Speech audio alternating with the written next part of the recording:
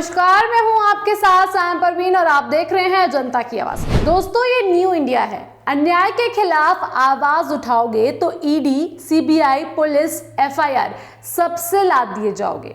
राहुल गांधी को भी सच बोलने की, तानाशाह के खिलाफ आवाज बुलंद करने की सजा मिल रही है। जी हां, सांसद राहुल गांधी को 4 साल पुराने एक बयान पर गुजरात की सूरत सेशन कोर्ट ने दोषी करार देते हुए 2 साल की सजा सुनाई। कोर्ट ने राहुल गांधी को 30 दिनों की जमानत तो दे दी है, लेकिन 2 साल की सजा होने की वजह से उनकी लोकसभा सदस्यता पर संकट गहरा गया है। दोस्तों, अगर राहुल गांधी को ऊपरी अदालत से राहत नहीं मिलती है तो उन्हें अपनी सदस्यता गंवानी पड़ सकती है। दरअसल दोस्तों, जनप्रतिनिधि कानून के मुताबिक अगर सांसदों और विधायकों को किसी भी मामले में 2 साल से ज्यादा की सजा हुई तो ऐसे में उनकी सदस्यता संसद और विधानसभा से रद्द हो जाएगी। इतना ही नहीं दोस्तों, सजा की अवधि पूरी करने के बाद 6 सालों तक चुनाव लड़ने के लिए आयोग भी नहीं होते हैं। भाई और बहनों, आपने नीरव मोदी का नाम सुना है? सुना है? ललित मोदी का नाम सुना है? नीरव मोदी को नरेंद्र मोदी भाई कहते हैं।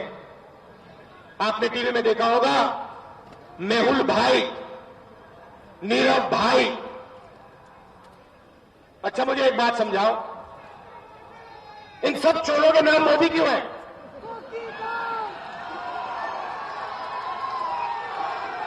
ललित मोदी, नीरव मोदी, नरेंद्र मोदी।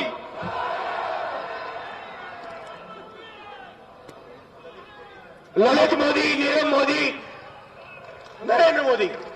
दोस्तों, ये मामला साल 2019 का है, जब राहुल गांधी कर्नाटक के कोलार में लोकसभा चुनाव की रैली कर रहे थे। रैली के दौरान राहुल गांधी ने कहा था कि आखिर सभी चोरों के सरनेम मोदी ही क्यों होते हैं। इस कमेंट के बाद काफी सियासी बवाल हुआ था। इसके बाद बीजेपी विधायक और गुजरात के पूर्व मंत्री पूर्णेश मोदी ने राहुल के इस कमेंट को लेकर उन पर आपराधिक मानहानि मामला दर्ज करवाया था। दोस्तों, राहुल गांधी के इस कमेंट पर बीजेपी नेता पूर्णेश ने कहा था कि राहुल गांधी का बयान पूरे मोदी समाज के लिए अपमानजनक है और इससे पूरे मोदी समुदाय को बदनाम किया गया है। दोस्तों, कोर्ट का फैसला आने के बाद राहुल गांधी ने कहा है कि मैंने किसी समुदाय को बदनाम करने के लिए कोई बयान नहीं दिया था। मेरा इरादा किसी को हानि या ठेस पहुंचाने का नहीं था। मेरा उद्देश्य सिर्फ भ्रष्टाचार को उजागर करने का था। वहीं सूरत के सेशन कोर्ट ने राहुल गांधी को दोषी ठहराते हुए 2 साल की सजा सुनाई है। का सबसे बड़ा आर्ग्यूमेंट ये था कि जैसे ही राहुल गांधी जी कोर्ट में आए तब उन्हें पूछा गया कि you are guilty, what you want to say regarding this guilty. उन्हें दोषी जाहिर किया तो कोर्ट ने उन्हें पूछा कि आप क्या कहना चाहते हैं, तो उन्होंने कहा कि मैं तो हमेशा करप्शन के खिलाफ आवाज उठाता हूँ, ये है। तो मैंने ये बोला था, जो भी है वो इंटेंशनली कुछ नहीं किया था।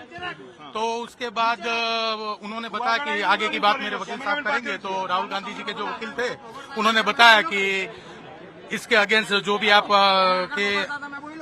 जो भी इन्होंने किया है उससे किसी को हार्म नहीं हुआ है, ना ही कंप्लेनेंट को, ना ही किसी को कुछ हार्म नहीं हुआ है। तो हो सके उतनी कम सजा सुनाई जाए। तो यहाँ पर जो प्रोसिक्यूशन के वकील हैं उन्होंने एक बहुत अच्छी बात बताई। यहाँ पर उन्होंने ये कहा कि Rahul Gandhi is a member of a parliament और वो संसद में और राज्यसभा में इस देश के कानून बनते हैं। तो अगर जो लोग कानून बनाते हैं वो लोग कानून तोड़ेंगे तो देश में, समाज में इसका क्या मैसेज जाएगा। तो उन्होंने ये कहा, प्रोसिक्यूशन के वकील ने, कि हो सके उतनी सजा, जितनी मैक्सिमम सजा इसमें है वो मैक्सिमम सजा इन्हें दी जाए और जो भी मैक्सिमम फाइन है वो भी उन्हें फाइन किया जाए और जो कंप्लेनेंट है उसे भी कंपनसेशन मिला। दोस्तों, आपको हम ये भी बता दें कि सूरत के सेशन कोर्ट के फैसले की कॉपी को अगर प्रशासन लोकसभा सचिवालय को भेज देता है तो इसके बाद लोकसभा अध्यक्ष उसे स्वीकार करते ही राहुल गांधी की लोकसभा सदस्यता खत्म हो जाएगी। राहुल गांधी को 2 साल की सजा हुई है, जिसके बाद 6 साल तक वो चुनाव नहीं लड़ पाएंगे। इस तरह से राहुल गांधी अब कुल 8 साल तक कोई भी चुनाव नहीं लड़ पाएंगे। दोस्तों, अभी राहुल गांधी को अपनी सदस्यता को बचाए रखने के सारे रास्ते बंद नहीं हुए हैं। वो अपनी राहत के लिए हाई कोर्ट में चुनौती दे सकते हैं, जहां अगर सूरत सेशन कोर्ट के फैसले पर स्टे लग जाता है तो सदस्यता बच सकती है। हाई कोर्ट अगर स्टे नहीं देता है तो फिर राहुल गांधी को सुप्रीम कोर्ट का दरवाजा खटखटाना होगा। ऐसे में सुप्रीम कोर्ट से अगर स्टे मिल जाता है तो भी उनकी सदस्यता बच सकती है। दोस्तों, पिछले कुछ दिनों से राहुल गांधी बीजेपी के निशाने पर आ गए हैं। बीते दिनों कैम्ब्रिज यूनिवर्सिटी में अपने दिए भाषण को लेकर बीजेपी के कई नेता राहुल गांधी पर कटाक्ष कर रहे हैं, राहुल गांधी से माफी मांगने की बात कर रहे हैं। वहीं आम आदमी पार्टी के अरविंद केजरीवाल ने कोर्ट के इस फैसले की निंदा की है। केजरीवाल का कहना है कि बीजेपी और केंद्र सरकार गैर बीजेपी नेताओं और पार्टियों पर मुकदमा चलाकर उन्हें खत्म करना चाहती है।